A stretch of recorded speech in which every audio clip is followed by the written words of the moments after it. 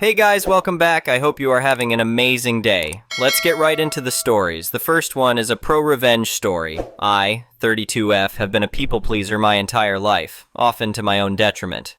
I've been working in digital marketing for over a decade now. Throughout my career, I've encountered bosses ranging from exceptional to mediocre to downright terrible. One in particular stands out as the worst of them all. This story takes place about 3 years ago. Rebecca, mid-40s, not her real name, was the VP of digital marketing and e-commerce for a medium-sized tech startup. She joined the company about 2 years after I did. Word around the office was that she was the fourth choice for the position and was hired mainly to appease investors who were pushing for more female representation in leadership roles.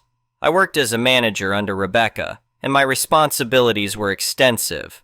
I oversaw the company's website and app content, managed all digital advertising campaigns, handled the department's budget, project managed all our initiatives, created data-driven reports on our digital performance, and developed presentations for future projects. In essence, I did most of Rebecca's work along with all the administrative tasks necessary to keep the department running smoothly. I managed all this because I had access to her email and often sent messages on her behalf to ensure the department functioned effectively. Rebecca's typical day involved strolling in after 10 a.m., taking extended business lunches, and organizing unnecessary company events, which I ended up planning anyway. One day I confronted her about the excessive spending on these events. "Rebecca, don't you think we're stretching our budget too thin with all these parties?" I asked cautiously. She waved her hand dismissively. "Don't worry about it, Sarah. Just borrow from next month's budget to cover any overages. It's all about keeping morale high." So, at the beginning of each month, I'd start with our original budget, and by month's end, I'd have to submit a revised version, edited under Rebecca's direction, that made it appear as if our spending was under control. This detail becomes important later. Juggling so many tasks inevitably led to occasional mistakes on my part. I found myself working 12-hour days, split between office hours and late nights after putting my kids to bed. Weekends weren't much different, with work encroaching on family time. During Rebecca's first major product launch season, our performance was abysmal. She kept changing her mind about the website design, bringing in new marketing agencies run by her friends, and ignoring our product team's carefully planned promotions in favor of her own brilliant ideas. Around this time, I had been battling a persistent infection that eventually led to sepsis, landing me in the hospital. The doctors and my husband attributed it to work-related stress and insisted I needed a break. As I recovered, I realized how much I was sacrificing, my health, my family, and even the company's well-being. But old habits die hard, and I couldn't resist checking my work emails from my hospital bed. What I discovered made my blood boil. First, I noticed a lovely bouquet of flowers from upper management wishing me a speedy recovery. I knew Rebecca had organized the delivery. They were her favorite flowers, after all. I went to her inbox to file the receipt for accounting when I returned. What caught my eye were several emails from the past few days that were clearly not work-related. In these messages, Rebecca was complaining to her personal friends about how I couldn't just get over sepsis and return to work. She also grumbled about being unable to locate any of my notes, spreadsheets, or documents for the projects she was supposed to be managing. They were all on our shared drive, clearly labeled. The most alarming email was to a friend from her previous company, seeking advice on how to boost sales and save her job. In this lengthy exchange, her old colleague asked if anyone was managing most of the work, to which Rebecca mentioned me. The colleague suggested that my mismanagement could be blamed if sales didn't improve by the end of the season. Rebecca mentioned my hospitalization and repeated her earlier complaints. Her friend advised that she couldn't fire me outright as it might appear retaliatory due to my medical leave. However, he suggested that if Rebecca could prove I was embezzling or misusing company resources, she'd have grounds for termination and a convenient scapegoat. Upon my return to work, Rebecca called me into her office. "Sarah, I'm worried you're taking on too much," she said with feigned concern. "I want to lighten your workload." She announced she'd be taking over management of the department budget. "Just drop off this small stack of invoices to accounting," she instructed. "And under no circumstances are you to discuss budgets with them. If you have any concerns about your workload or the department, come directly to me, not HR. Understood?" I nodded, seeing right through her act. Crystal clear, Rebecca, I replied, my tone neutral. Fortunately for me, I had built a strong relationship with Emma, early 50s, our head accountant. Emma had always assured me she'd have my back if I ever needed help. With this in mind, I gathered the stack of invoices from Rebecca's desk to deliver to accounting. I also included the email threads I'd read while in the hospital, the current unedited budget that Rebecca hadn't yet tampered with, and hard copies of old budgets with Rebecca's handwritten instructions on how to adjust the numbers. As a final touch, I added an email from our first round of budget adjustments where Rebecca had subtly threatened to replace me if I couldn't comply with her requests. I walked to accounting and bumped into Emma as planned. She brought up the invoices and I firmly stated, "Rebecca has instructed that she's the only one in our department allowed to discuss budgets and invoices with you." Emma noticed the suspiciously thick folder on her desk, gave me a knowing nod, and ushered me out of her office with a sympathetic smile. Within a week, Rebecca was fired. I later heard that she had been job hopping for the past few years, unable to maintain a stable position. The CEO and HR called me in to personally apologize for everything I had endured and offered me a paid 1-week vacation to be taken at my discretion. Given other ongoing issues with the company, I decided to leave after another year. Fast forward to today. I'm once again a manager for digital marketing and e-commerce. My current boss, Alex, mid-40s M, is fantastic. He trusts my business decisions and supports me in almost everything. We're in the process of hiring my team, which I'll be solely responsible for managing and directing. Today, as I was reviewing applicants, I stumbled upon Rebecca's resume among dozens of others. I stared at her name, wondering how many people shared it. Upon closer inspection, I confirmed it was indeed her. She had clearly fallen down the corporate ladder, with her VP role at our old company being the highest position she'd ever held. Unsurprisingly, she had embellished her achievements, claiming my work as her own and boasting about generating a 95% increase in digital engagement during the product launch at our previous company. As a lifelong people pleaser who firmly believes in second chances, I've never felt more satisfied than when I clicked the disqualified button on her application. The next one is an entitled People's story. It was just another ordinary Tuesday evening. I had just gotten home from my job at the local hardware store, kicked off my shoes, and was looking forward to a quiet night in. Little did I know, my world was about to be turned upside down. I had barely sat down on my couch when I heard an aggressive pounding on my front door. Before I could even get up to answer, the door burst open with a loud crack. Suddenly, my small apartment was swarming with police officers, their guns drawn and pointed directly at me. "Freeze! Don't move!" one of them shouted. I was stunned. My mind raced, trying to figure out what could possibly be happening. Had they gotten the wrong apartment? Was this some kind of sick joke? "Get on the ground, now!" another officer yelled. Still in shock, I slowly lowered myself to the floor, my heart pounding in my chest. I tried to speak, to ask what was going on, but my words were cut short as an officer roughly handcuffed me. "What's happening? Why are you here?" I managed to stammer out. No answer. Instead, the officers began tearing through my apartment, opening drawers, emptying my closet, and rifling through my personal belongings. I watched helplessly from the floor as they ransacked my home. After what felt like an eternity, but was probably only about 15 minutes, I was yanked to my feet and escorted out of my apartment. As we walked down the hallway, I noticed my neighbors peeking out from behind their doors, their faces a mix of curiosity and concern.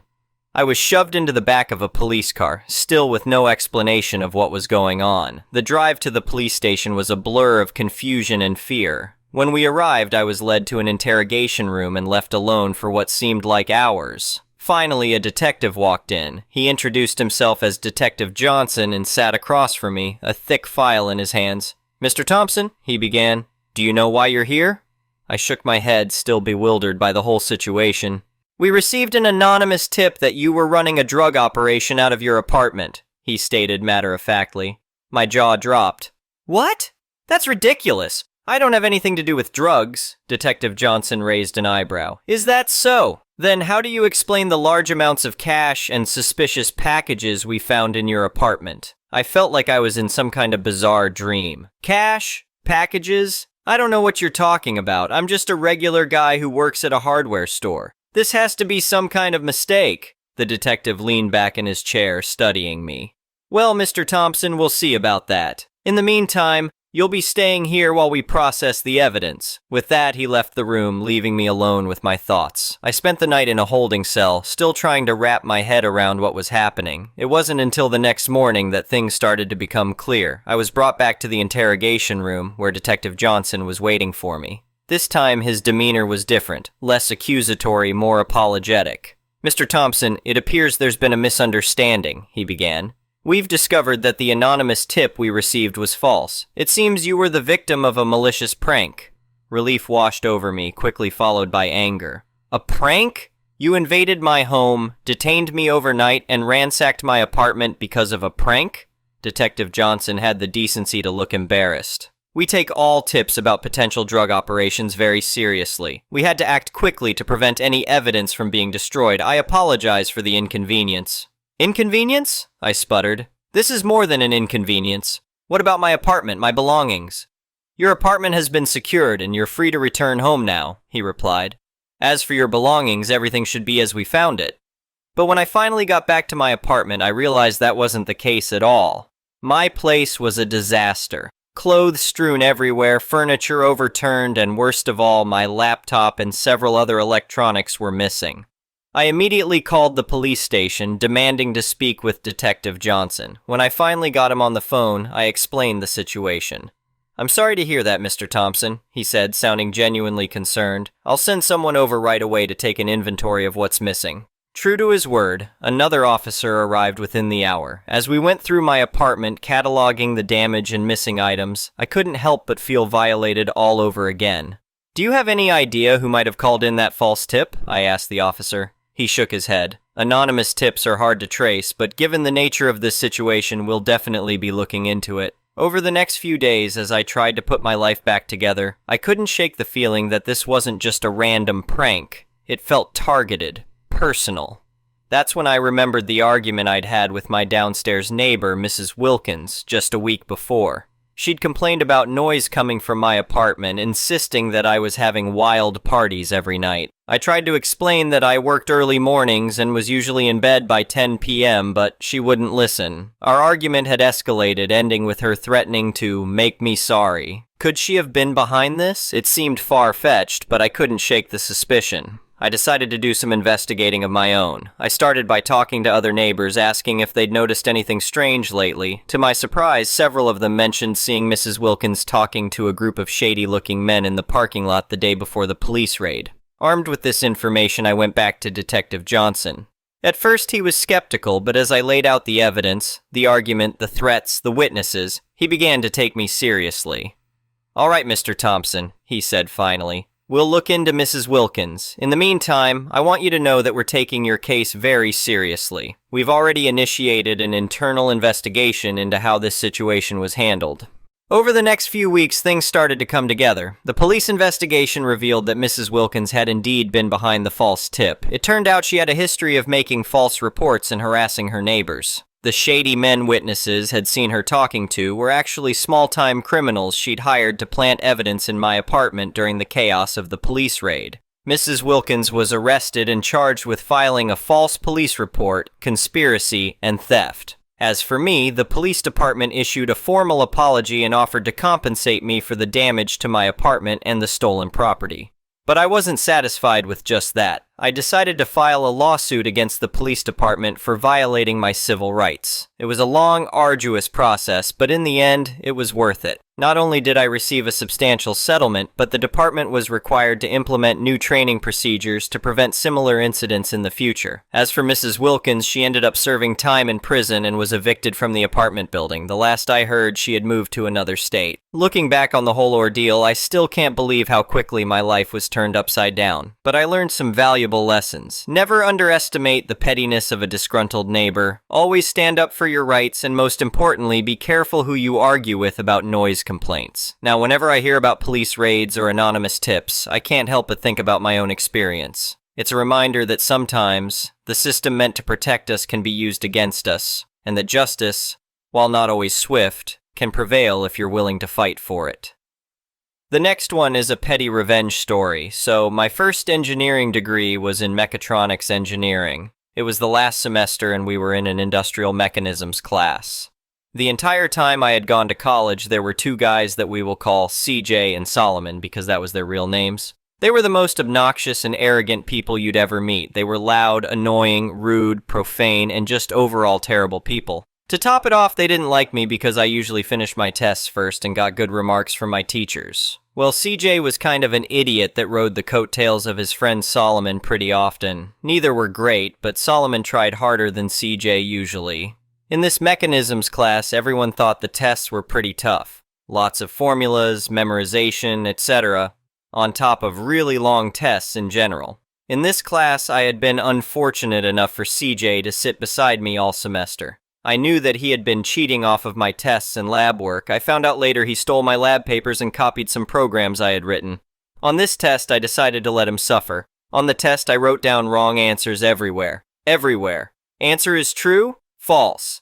Answer is 76.8 lbft, 55.9 HP. I would leave enough right so it wasn't obvious, but I bombed that test. Then I started stretching and checking my answers. While doing this, I saw him frantically and casually copying my answers. When he was done, he turned his test in, and I went back and changed all of my answers. When the teacher gave us our tests back, he had bombed it. I still remember the look of shock on his face. He then looked over to my test and saw the grade on it. I then saw him checking his answers and my answers in utter confusion. Then there was a look of realization and he seemed pissed. He never copied my tests again. The next one is a malicious compliance story. I used to work as a supervisor in my last job and was directly working with a union. Some of my managers really didn't want to deal with things when it came to workplace injuries, so I had to deal with most of them. If you have worked with a union before, this is a very long and time-consuming process. While important, very tedious. So that brings us to that one evening. I was on my second double in a row of 3 and very much ready to go home.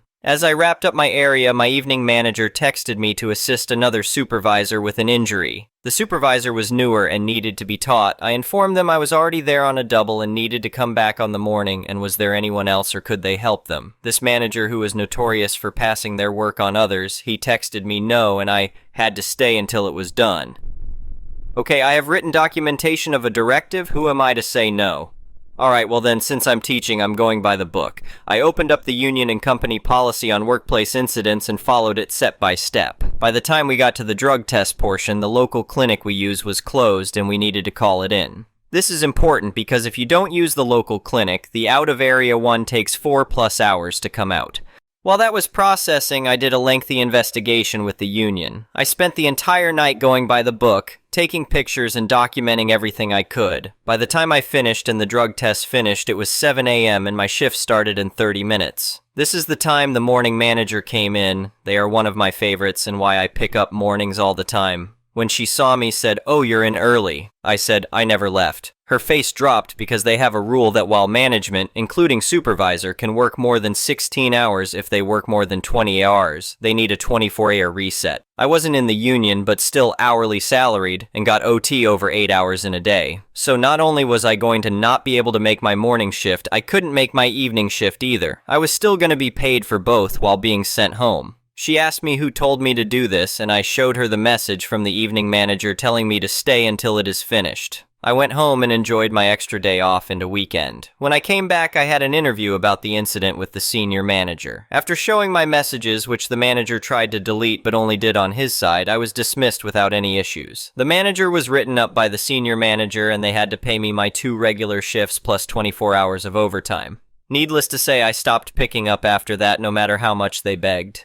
The next one is an entitled people's story, so you all probably don't remember me. A while back, one of my high school bullies went on an incoherent drunken rant thinking I based a character in a book on her. I told people I would elaborate further one day, but never ended up doing so. I was going through a lot at the time. My mom was dying of a stroke. I was in a depressive state. I want to thank everyone who sent me condolences, BTW. I wasn't really in a state to do it back then.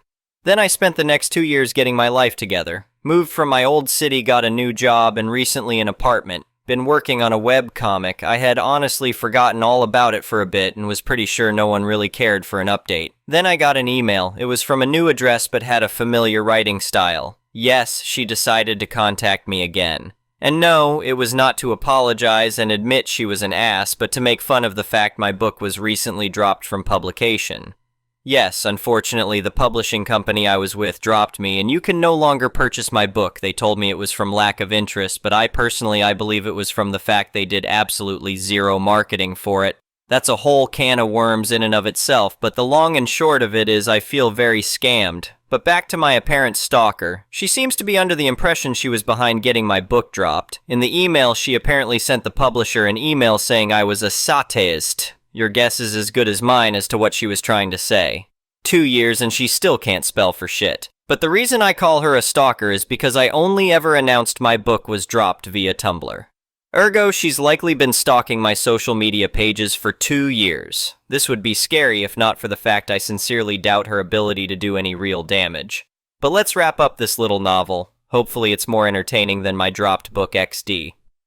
Amber, I want to send you a message specifically, and I know you'll see it since I'm evidently all you ever think about morning, noon, and night. Just stop. Forget I ever existed like I forgot you existed. You'll likely be much happier for it. You should worry about more important things like your kids and getting sober. High school's over and you're never getting those years back no matter how much you cling to them. You're not the villain you think you are in my life, so stop making me the villain in yours. But yeah, that's all I've got to say about this, and hopefully we can all forget about this forever. If you've got any question, though, feel free to ask. I'm in a much better state of mind than I was 2 years ago, so I'll do my best to answer them. Thank you for watching. I would really appreciate it if you could like the video and subscribe to our channel if you haven't already. We'll see you again tomorrow.